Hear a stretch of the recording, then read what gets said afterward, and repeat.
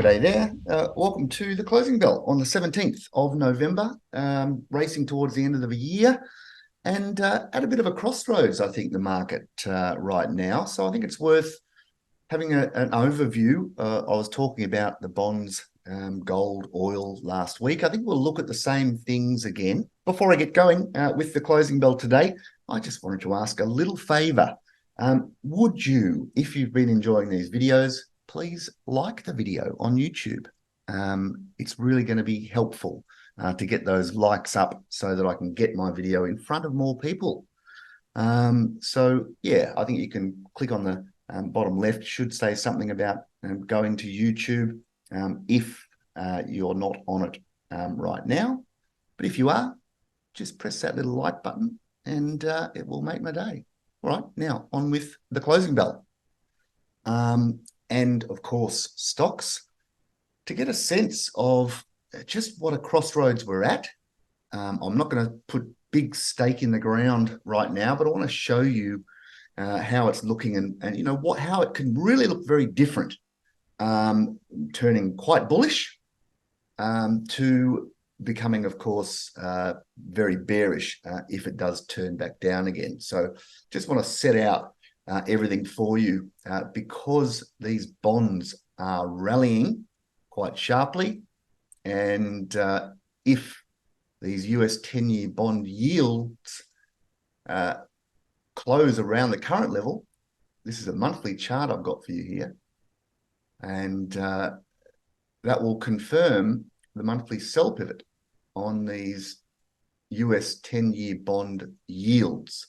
Of course, yields go inversely to price. So this rise in yields shows a big sell-off in bonds. And now potentially a little buy signal here in the bonds. And it sort of makes sense that it could turn down quite rapidly, those yields. And if it does, what comes next? You know, we may be entering a new phase of the market. You see these cycles, as I've said many times, they turn rapidly. And obviously what the US 10-year bond yield is doing is incredibly important for everything, pricing all assets, et cetera, how companies are faring, their debt, how consumers are faring, et cetera. It's all very important, what's going on. And we've seen a move, you know, from what, 0.5% in those US 10-year bond yields to 5%. Absolutely massive sell-off in the bonds, massive rise in yields, chasing down inflation. And is this the starting gun, I guess, for a drop? Now, that's not saying they're going all the way back to 0.5%. I think those days are gone. But doesn't mean we're not going to see a good fall in yields before maybe a turn. But how does the markets cope with that and behave? Do stocks really take off? Or are we about to see growth collapse, which is why bonds will rally? So, you know, you have to be aware that we could see bond yields falling and stocks falling. So maybe getting some bond exposure at these high yields could be a good idea. So it's sort of an interesting setup, I think, at the moment. And as I've said, it really does move rapidly. If I just show you the past few monthly sell pivots, if we're looking back in time, you can see here, there's a monthly sell pivot there. Before that huge move, we've got a sell pivot there. And I think there was actually one here, which was a bit of a dummy. And then it had the double top, you know, and I've been saying to you that the markets often have these double tops. You've got that old high from last year, and then yields fell back to retest that 10-month exponential within that, long-term uptrend in yields. And then we saw yields rising again. And if I just quickly show you, for those that are interested in such things, if I'm looking at the way these yields have moved, and you see that old high in 2022, big rise in yields, then I'm looking at that correction yields that happened going into 2023, and look at that range based on how I look at these waves and distributions, etc. And I've told you, and maybe new people wouldn't know, that outside the range, there's two areas where I think there's a higher probability of a reversal of things basically turning around and heading back towards the midpoint, that point of control. So if we just look at that, the yields took off to 5% on these 10-year yields, and just note that that is pretty much exactly that Fibonacci level 618, 61.8% outside that range. So we've had the correction, then we've had a blast off, which is then turned back down. So that just sort of adds a bit of weight to this being quite a major high potentially.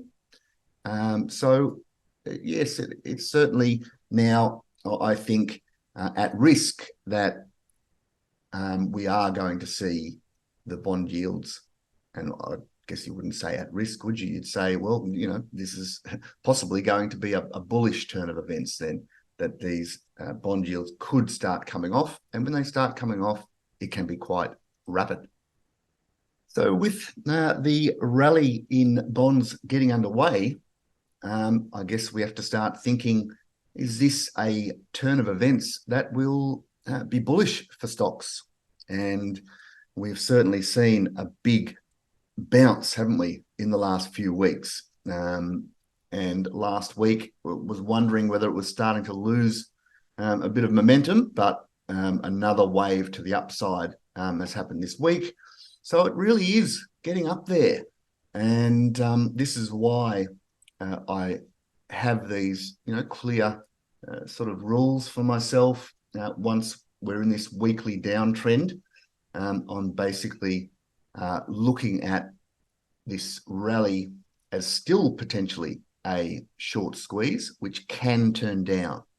So I'm still wary and will not sort of turn more bullish until we get the monthly buy pivot. So waiting until the end of this month to get confirmation that markets can hold up at this level. But, very happy to change my tune. If things break out and bust out above that old high from July, it's all going to look very different.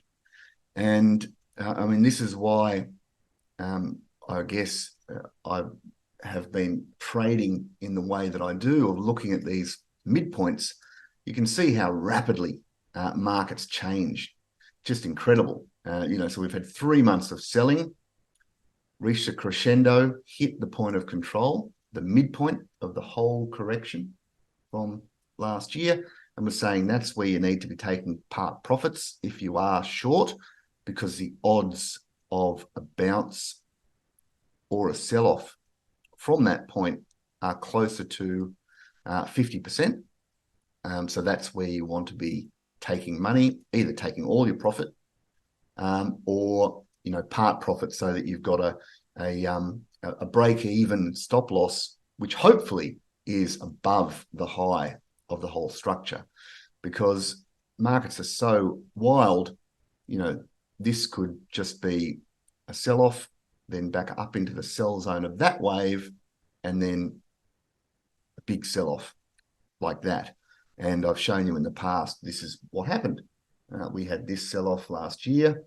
Look at that big spike higher, looking fabulous, still in weekly downtrend, weekly sell pivot there, and then got absolutely hammered. So, it really can still play out like that. So that's why today I just wanted to sort of give you that sense first that I've got no view right here. I'm allowing this strength to play out. Look, I'd love it to all take off. I'm so sick of years of markets going nowhere.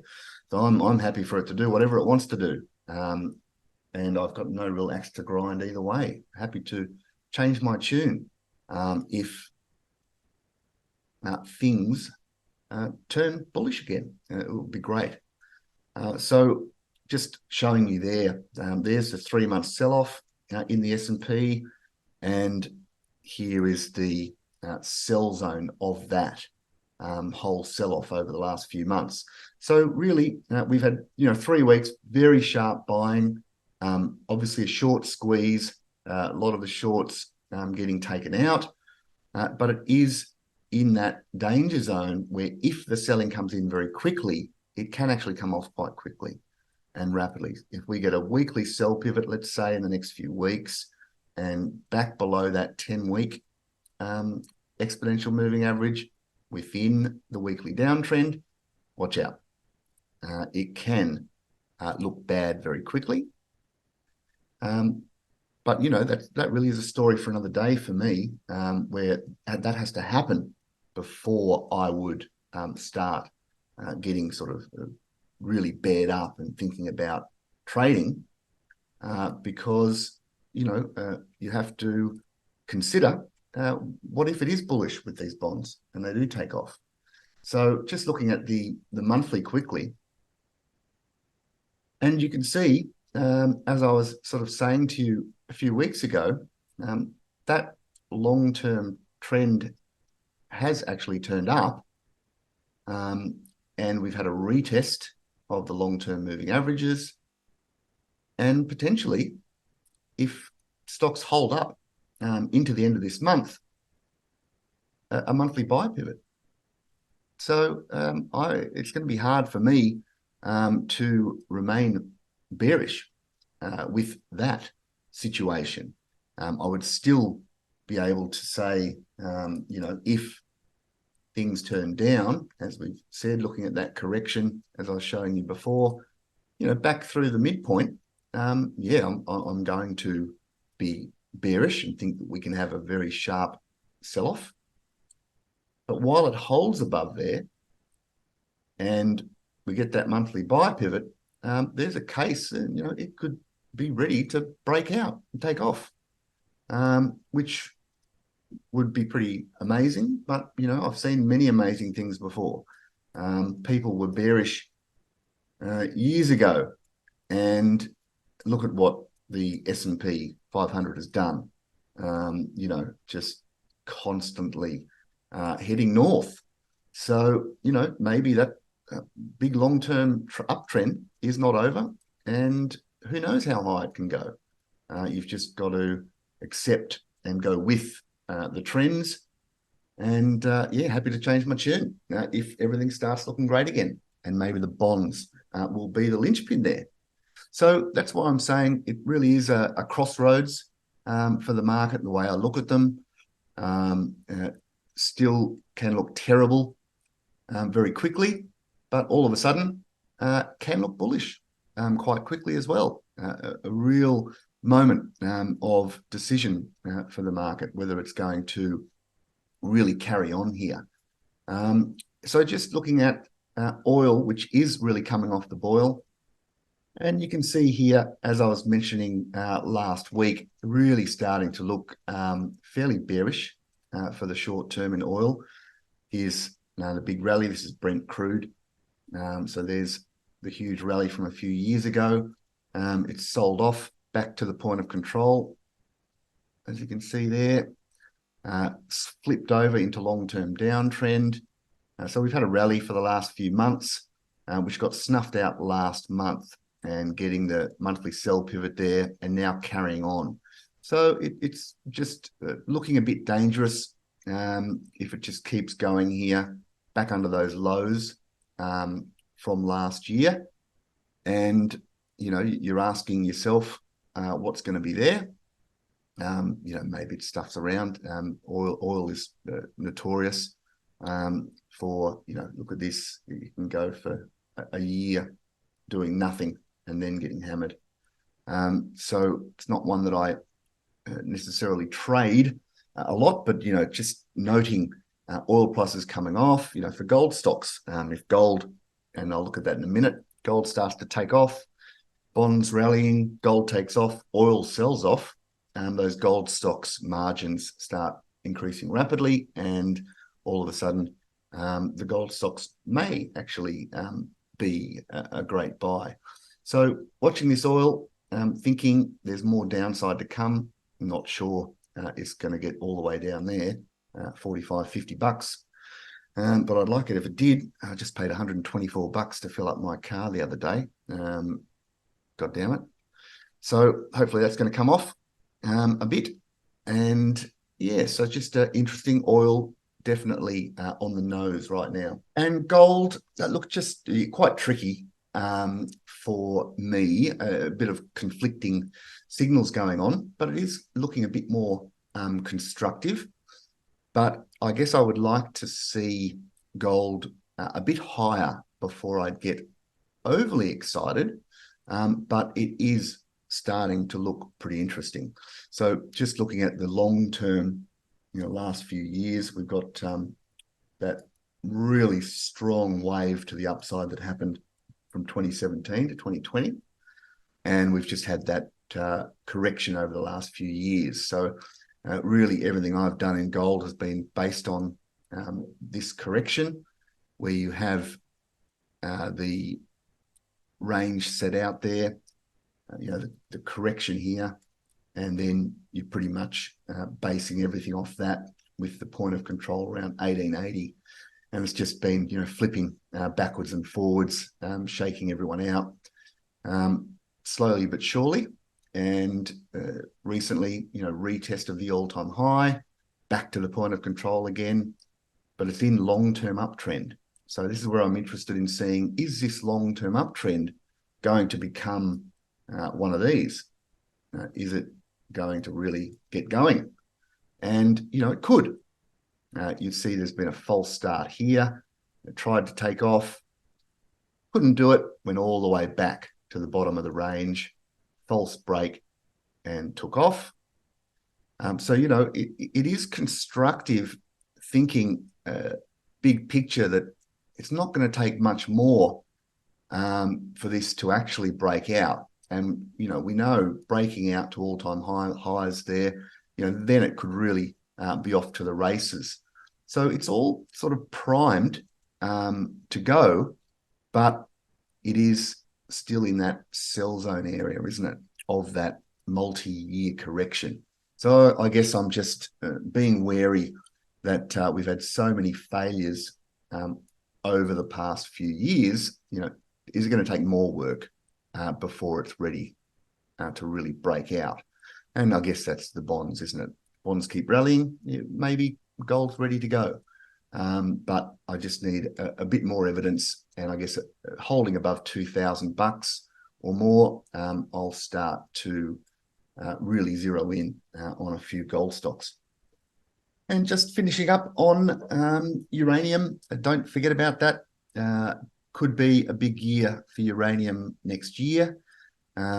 This being a global sort of uranium ETF, you get the real sense of that post-Fukushima crash, the long winter, or let's say nuclear winter, and the start of this process back to the upside. Really nice rally over the last few years. The pullback only managing to retest that point of control, and then lots of work done, and now turning into long-term uptrend and marching higher, those key bars marching higher.